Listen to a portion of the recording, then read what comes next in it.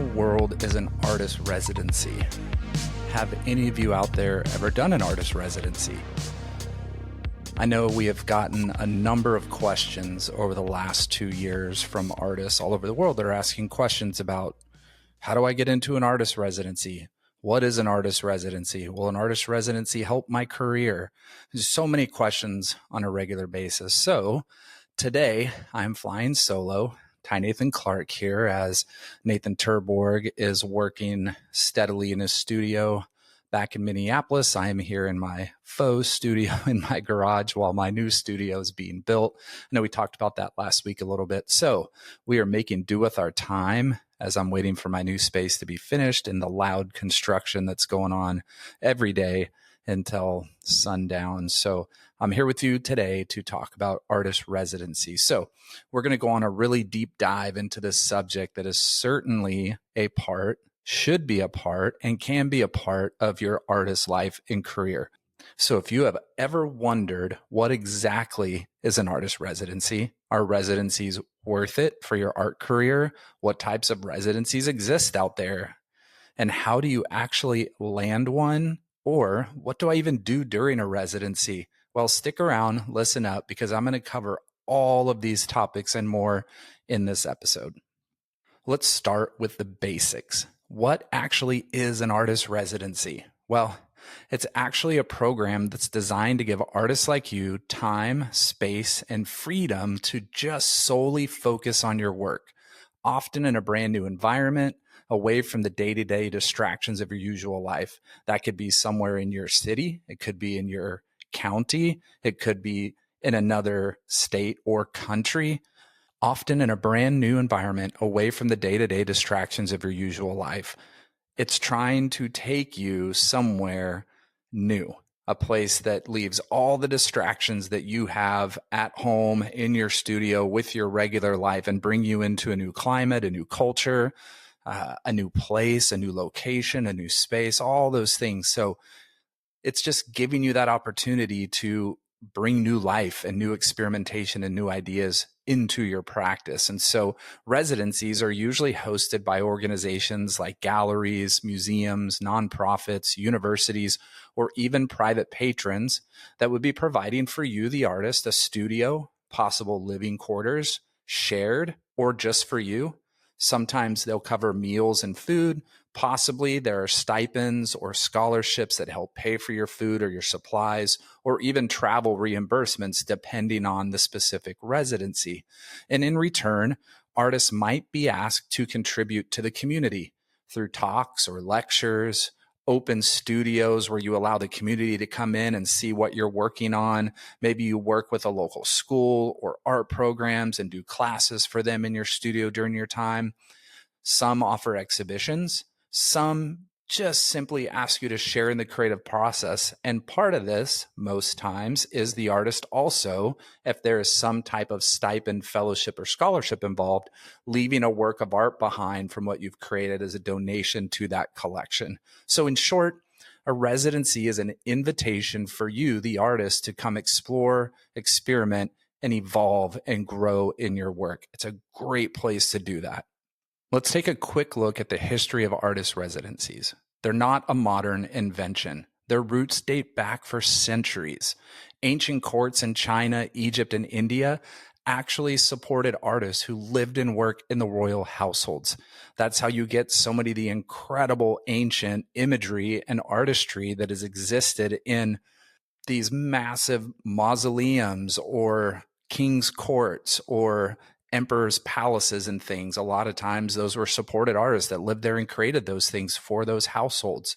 And then in the 16th century, art academies like the Accademia del Disegno in Florence started doing residencies and doing it within the academy itself for artists. And then move on to the 17th century, and the French Prix de Rome gave artists scholarships to refine their craft in Italy. So they sent them over to Italy to refine their craft in Rome.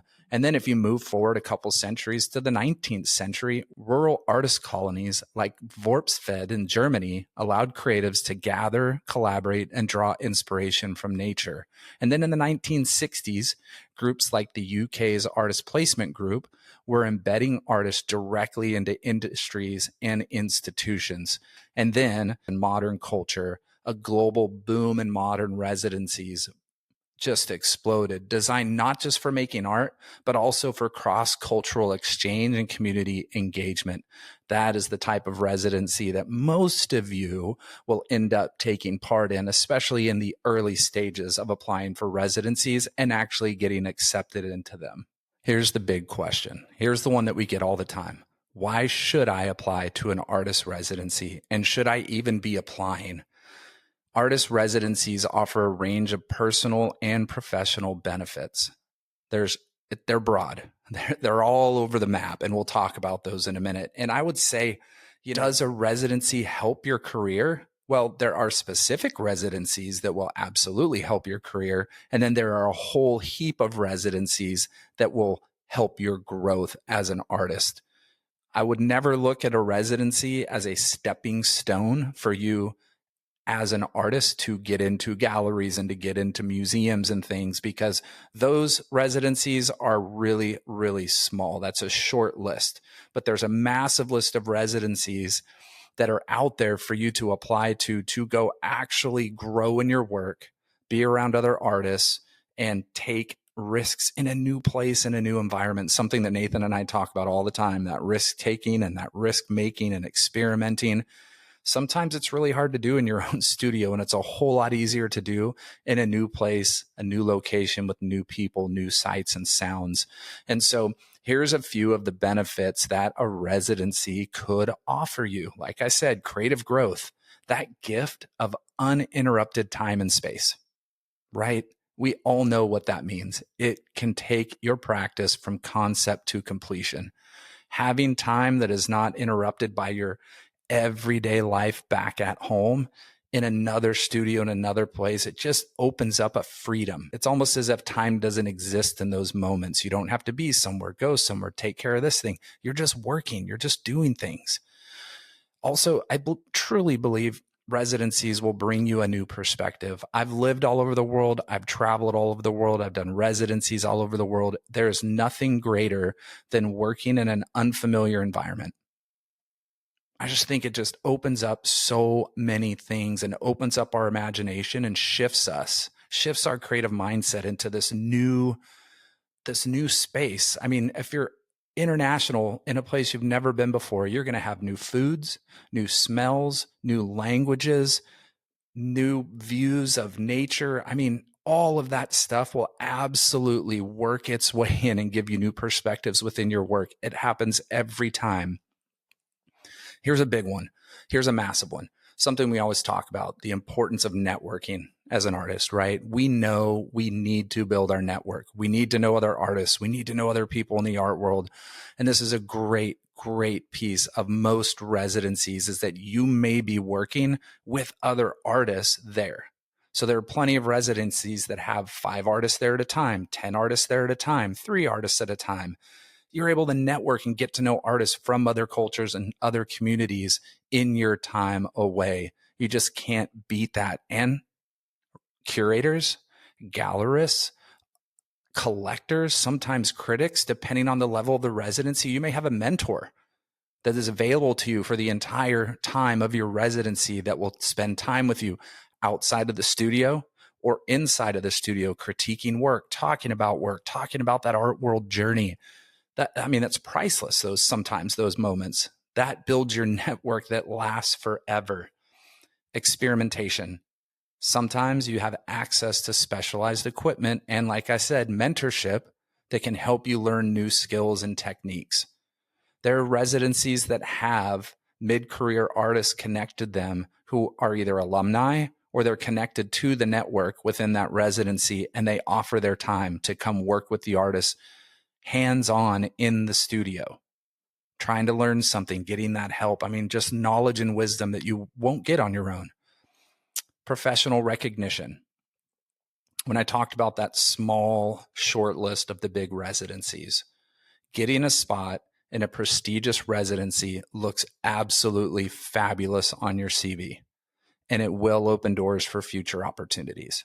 If you get into one of the big ones, it will do something. You're connected to an alumni group that is pretty true to the other alumni who have been a part of that residency. But oftentimes, those programs will have visiting curators and gallerists and authors, writers, critics that are coming in during the time in the residency just to look at who's next. Who can I offer a spot on my roster? Who can I bring in? Who can I write about? So just know that the big residencies on the short list can absolutely help you. Personal transformation. As a writer, Jhumpa Lahiri once said about her residency experience, I left with the certainty that I'm a writer, with a commitment to the creative life that I have never since questioned or doubted. I'm telling you, when you go into another culture and you're there just making art and really feeling at one with that culture and the language and the sights and the sounds and the tastes and all that stuff, there's this constant certainty that exists around you that really fills into your soul. I am an artist. I am doing this. I am in it. I've just committed a month of my time, 3 months of my time, 6 months of my time, whatever, to just making art. It really does fill you up with that feeling of, I am an artist. I am doing this. One other thing is a lot of residencies will have an exhibition at the end. And even if they don't offer an exhibition at the end, ask if you can have an exhibition at the end. If it's connected to a gallery or has a space, maybe they're connected to a cafe or somebody who has a space locally, you just added another line on your resume. So you already added the residency itself on your resume, and then you end up adding an exhibition as well, possibly in another country. That's fantastic. You just got an international exhibition on your resume. So like we say all the time, you want to continue to fill your resume with exhibitions, solo or group exhibitions. You want those lines to fill. Most of us have a real short, small CV. It's tiny. We want to fill those lines every year with different things. All right. How do I apply for an artist residency? Well, no two artist residency applications are the same. I will tell you that right now. They are purposely all have their own application process. And there's a reason for this. They want to make sure that you are paying attention, that you really want to be a part of this program, and that you really will be able to fill the time in your residency with a plan. This is how they weed out the people who just want to go hang out somewhere. Most residencies have a certain number of people that accept every year. Could be every quarter, could be every year. Maybe it's just once a year. It just depends on the level of the residency. Some are open all year. We'll talk about those in a minute. So the application process is going to be pretty stringent. There's going to be a lot of different questions that they ask you. Artist statement, your bio, why should you be at this residency? What is it about this residency that drew you in? What is your plan for while you're here? And it's going to give you a limit of characters or words for each one. Now, they want the people who really want to be there and can really prove that they're going to be able to create throughout their entire time there and be a great alumni for the program as well. So, number one, be specific. When you're filling out your application, don't be vague. Residency jurors, the person who's going to read your application and look at your work, that could be a curator, could be a gallerist, it could be an author, writer, it could be alumni, or it could be the people who run the residency, okay? The jurors, they're the ones selecting. They want to know exactly what you plan to work on during your stay. Don't just write, I'm going to paint this, I'm going to sculpt this. No, really lay it out. I will be working on a body of work that is titled X.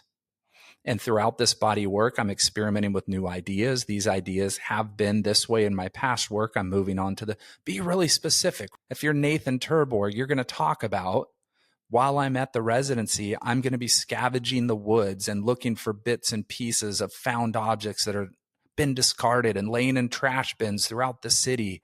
I'm going to be gathering these things. And next, I want my work while I'm here to also represent the city that I'm in or the countryside where I'm staying. Explain all of those things in great detail. You want to draw them in. Then when they look at your work, which I'll talk about in a minute because you'll be uploading work, they can kind of marry those ideas, go, oh, wow, they'd be a great fit for this residency. Focus on your work, not just your resume. Your portfolio will speak louder than your CV. Okay. So upload your strongest work, whether it's sold before or whether you still have it in the studio. They may ask for 5 images. They may ask for 10 images. They may ask for 20 images. Make sure that you do all 10, all 20, all 5. Don't just do 2 when they ask for 10. Do 10. Show your strongest work. Don't go back 15 years. Don't go back 8 years. Show your strongest current work so they have a really good idea of where you're going. You're going to have to explain to them as well, why now? Why is this the right moment in time for you, the artist, to embark on this residency? This residency is a great fit for Ty Nathan Clark right now because he is currently working on this, and the community guidelines that you talk about in your vision statement marry exactly the way I work in the community here and with artists abroad. Also explain why this residency. Focus on them. Do your research. Don't just read it in the little caption that says this is what it's about. Go to the residency website. Look at their past alumni. Look at the type of artists that they're usually accepting into the program. What do they stand for? What is important to them as a residency or as a governing body? Explain why. Show that jury why their specific program resonates with your goals as an artist. And be community minded. Many residencies are involved with shared spaces or collaborative opportunities with the community. Show how you're open to engaging with their community and the community abroad, and give examples of ways you have done that in the past. I just applied for a residency this week, and they asked, give us an outline of community engagement ideas that you would do during the residency, because the residents need to give up to 4 to 6 hours a week of time to the local art community. So they want to know, what types of things would you do to engage with the local community? Okay, here's the most important part. I want you to really listen to this carefully. Follow the guidelines. Follow every guideline, the word count, the materials, the deadlines. Follow them to the letter. Being sloppy and not paying attention is a fast track to rejection. Take this to heart in anything you do. If you apply to a group show, if you apply for a grant, follow the guidelines. If it says a 1-page CV, do not upload a 2-page PDF. You may have to take stuff out to condense it to 1 page. You can shrink your font, whatever you need to do. Don't send 2 pages. This is how a lot of places will weed out the big numbers. Residencies don't have 15 or 20 people that apply, right? Same thing with group shows and art shows. There aren't just 20 people that apply to group shows. Sometimes there's 200, sometimes there's 2,000, depending on the competitiveness or the nature of the call being once a year, twice a year, whatever. So if you don't follow directions, most times your stuff won't even be looked at. It'll just go in the trash, and it will save that jury time from going through 200 applications and weeding it down to 140, 150. Make sure word count. If it says 200 words, don't have 400 words. Most will cut it off and won't let you do, but some will just be open. Follow it. So you may have to have different iterations of your artist statement, a short version of your bio, all those things. Deadlines. Don't apply after the deadline. They all have deadlines. Every single residency, every single show, that you apply for has a deadline. Pay attention so that if it's something you really want to apply for, you're not applying the night of or the next day. Here's a big one. Labeling your artwork. Sometimes in the instructions, not all the time, but most times, it will give you detail on exactly how they want your file labeled. Okay? Normally, if you don't label your files after you upload your photo of your artwork and label it the title and the scale, which I do most of the time, anytime I edit a photograph and it goes into a folder on my computer, it has the title, and then it has an underscore, and then it has the scale. That way I can find it easily. A lot of times, residencies will ask for it to be in the order of last name, first name, title of work. This way, when they're downloading everything, they know where Ty Nathan Clark's paintings are that go with this application. So make sure you pay attention to that. If you do not know how to label your images that are probably 65WZ4.jpg, look it up. Do a quick Google search. It'll show you how to go in there and relabel your artwork so that you are following the directions. Because I'm telling you, if you upload 20 pieces and there isn't a next page that lets you label each one, and it says, please label your work like this, and you don't do it, going in the trash bin, moving on to the next artist. So follow the guidelines, pay strict attention to everything. I already said this above, but I'm going to say it again. Research and ask questions. Before you apply, understand the residency's mission and offerings and make sure you're a good fit. Why? It costs money to apply to residencies. They're usually between $15 and $45. That's an average. Actually, I would say that's the majority is in that range. There are some that are more. There may be specific reasons that they're more. They shouldn't be more, but there are residencies that are more. So just so you know, before applying, understand that you're paying. Don't apply to something you're not a good fit for. If you're a beginning artist, do not apply to a residency that is accepting mid-career artists. You will not get in. Don't waste that money.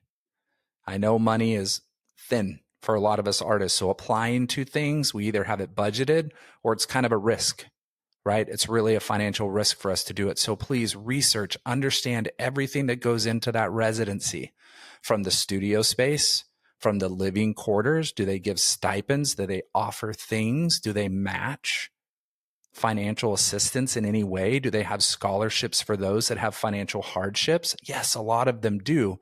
So make sure to research and ask questions. If you don't understand something, send an email and just ask. Reach out to some of the alumni who have been there before. Most residencies link to the artists who have been alumni. Ask questions about it.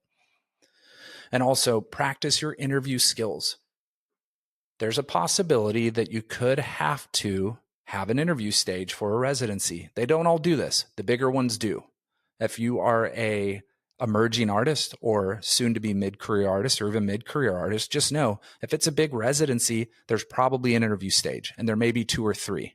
There may be a virtual studio visit or a physical studio visit before they accept you. So practice with your friend, practice with somebody and have them ask you questions. Do a virtual studio visit with another artist. I mean, I think it's a great thing for you to do anyways, is practice talking about your work. Set up your studio, have one of your friends come in and ask you questions. You walk around and have work ready to show and talk about the work just like it's maybe a curator or a residency director or a gallerist doing an interview with you to see if you're a right fit. Once they narrow down, some residencies will take those 200 or 2,000, narrow it down to 10, and they're picking 5. Practice.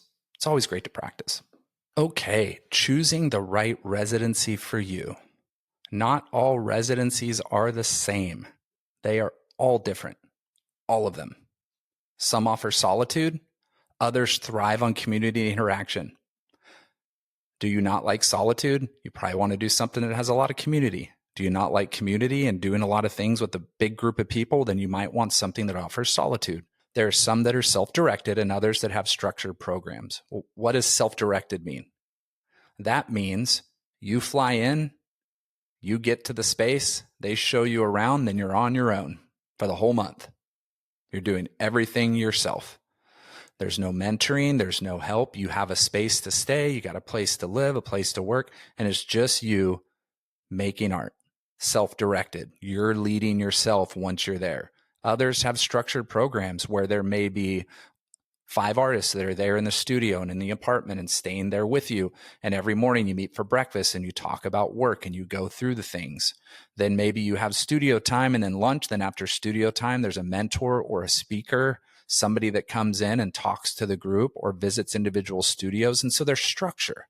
And then at the end, there's an exhibition.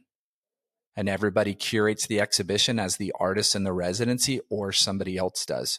So some may have research structures or writing structures. It just depends on the residency. That's why you have to research them and look at them. When you're researching, ask yourself, what do I prefer? Do I want rural peace somewhere in the country or mountains, or do I want that urban energy, the energy of a city? I would thrive in the city, but I also love being by the river or the ocean and up in the mountains. Am I seeking community, or do I need quiet? Do I just need a couple weeks of solitude where there's just nobody bothering me because I live in the thriving city and I just need to get out? It's going to help my well-being. I need that. Do I need financial support? Can I cover this residency? Okay. Some residencies have costs. Most of them do. You're almost always going to have to pay for your travel. If it's one of the major residencies that's on that short list, they may have a travel refund, but most of the time you're going to pay for your travel. And then if you have a place to stay, you're probably going to have to pay for your food and get your supplies there. Yes, you're going to have to take your supplies unless they're in a city and you can buy everything there. But then once you're done with your work, you're either going to have to ship your work back home or fly with it. So those are definite major things to think about. Am I willing to self-fund this? Maybe there's an art organization locally near you that will match your funds. You can apply for a grant possibly with that local art organization, not always. But can I support myself doing this? That's a great question to ask. And always double check the fine print about accommodation, equipment, and any expectations that the host may have, like those open studio days or artist talks. Okay. So make sure that you're looking at everything, research, so that you know. Check those terms, check the expectations of the artist. There's some that require you to work 2 days a week in the garden because they're actually providing your food. And what they expect for you when they're providing the food is for you to help in the garden or help on the grounds, something like that. Everybody has some sort of expectations, especially if they're paying for a portion of you to be a part of their residency. So residencies themselves come in multiple sizes, right? I talked about the different ones that might be run by organizations or galleries or museums. So your basic level residency is going to be fully funded by the artist. You're paying for every cent of it. Most of these residencies are open all year long. They're basically like a glorified Airbnb for artists. They can be anywhere. They can be in Greece on a mountain looking over the ocean. They can be up in Italy and Florence, somewhere in the hills, maybe the Alps. They could be in New York City. And it's basically you're paying for your own room and board in your own studio, and you're self-directed. You're doing it on their own. It's somebody that's providing a place. A lot of times these could be artists who just have extra space. It could be a group of friends who just love art and they've created this space for artists to come and work, but they can't afford to pay for the artist to come. The next level is going to be something that has some type of funding. And it's usually connected to an arts organization. It could be a smaller gallery. It could be a curator or an art dealer. It could be an artist who's had a lot of success. And they're going to pay for your room stay. They'll give you an apartment, or maybe it's a house, and they give you a studio to work in. You're covering everything else. You're covering your travel. You're covering your food and your supplies. Another level would be something that is maybe connected to a bigger museum or maybe a bigger arts organization. It could be government funded, depending on the country that has a big arts government subsidy.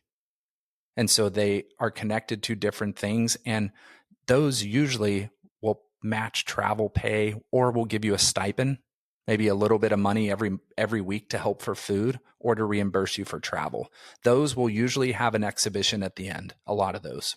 The biggest one out there is going to be a fully funded residency. Every single bit of it is funded by the organization.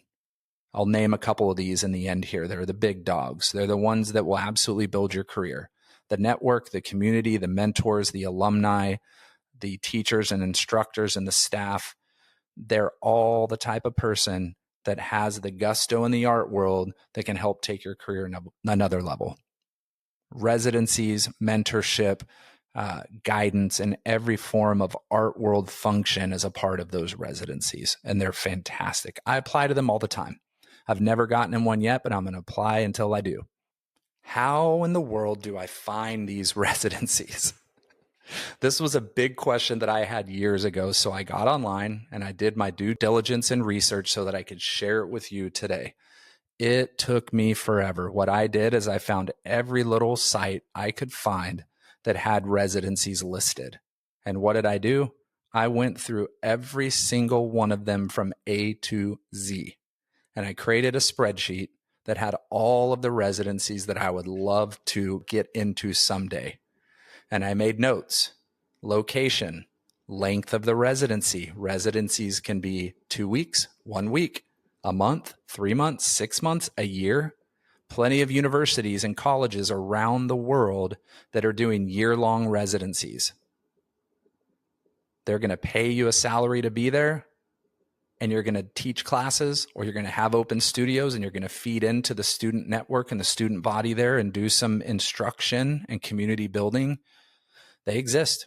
There are 3-year residencies out there. A lot of those are research, which there are research residencies out there. If you are a curator, if you are an art writer, if you are an art critic, there are residencies for you.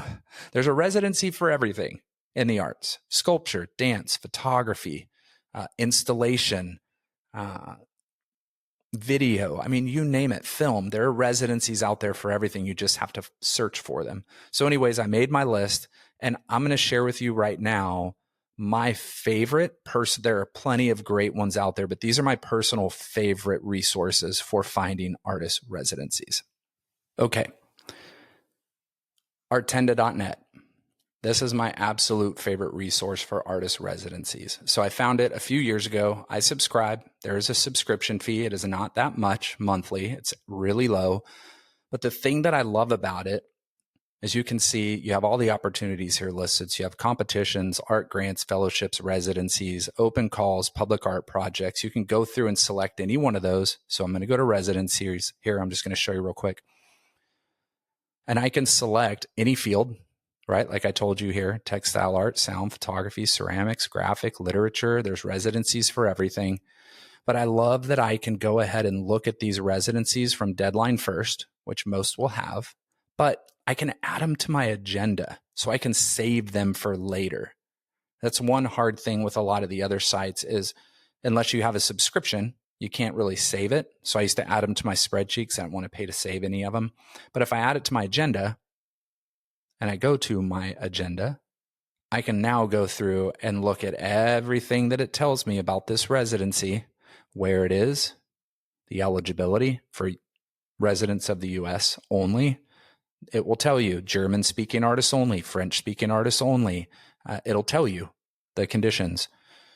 Previous alumni, documents you need, the address.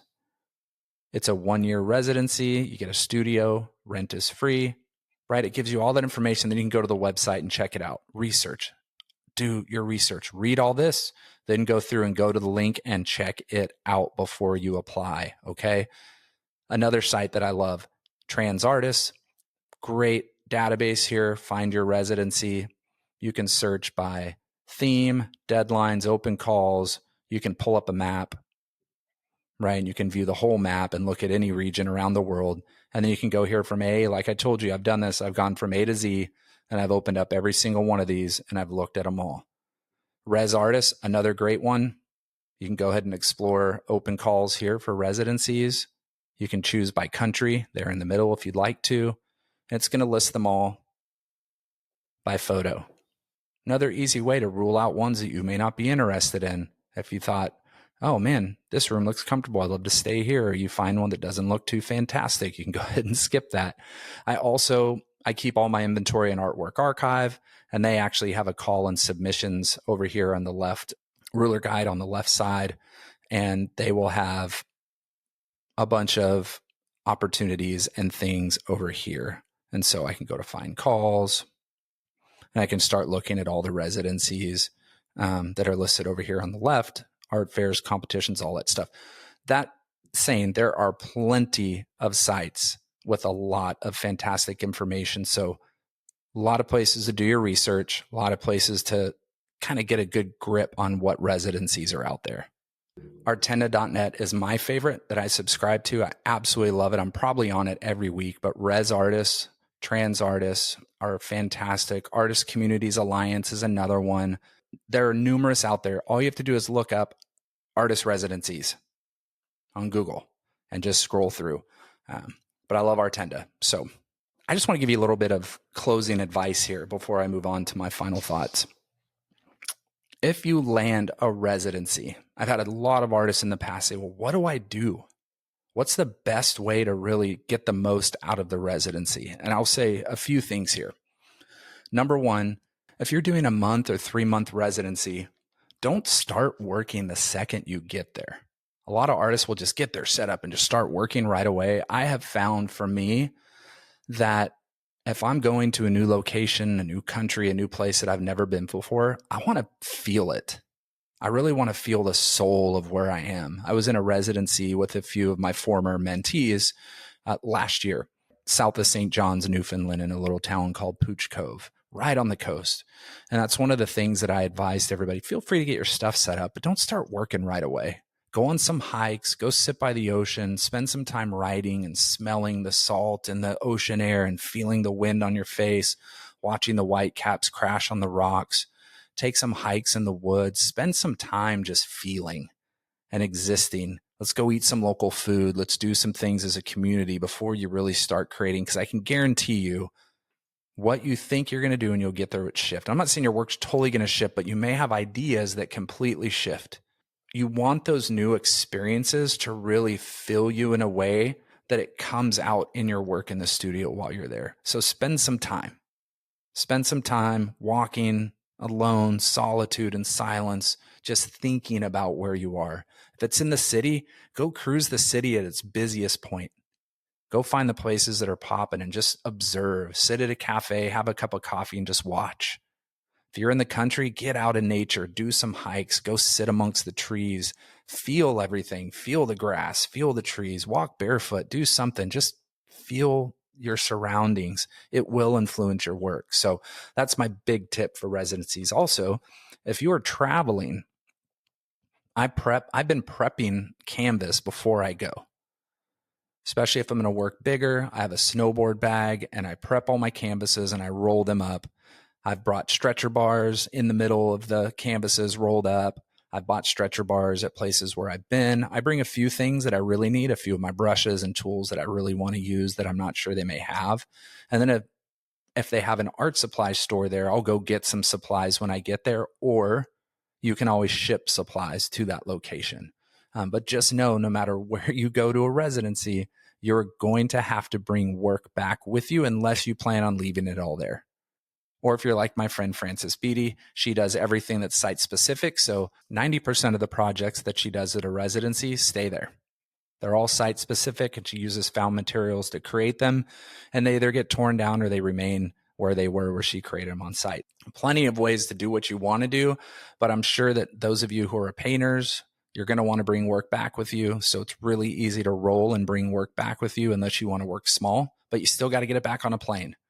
If you're in Europe or if you're in the US and you have the ability to drive to a residency, that is a great option because you can take everything with you and bring it all back. So things to really think about. And take a lot of pictures when you're there. Take video when you're there.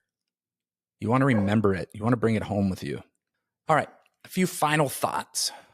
Artist residencies are more than a place to just make art. They can be powerful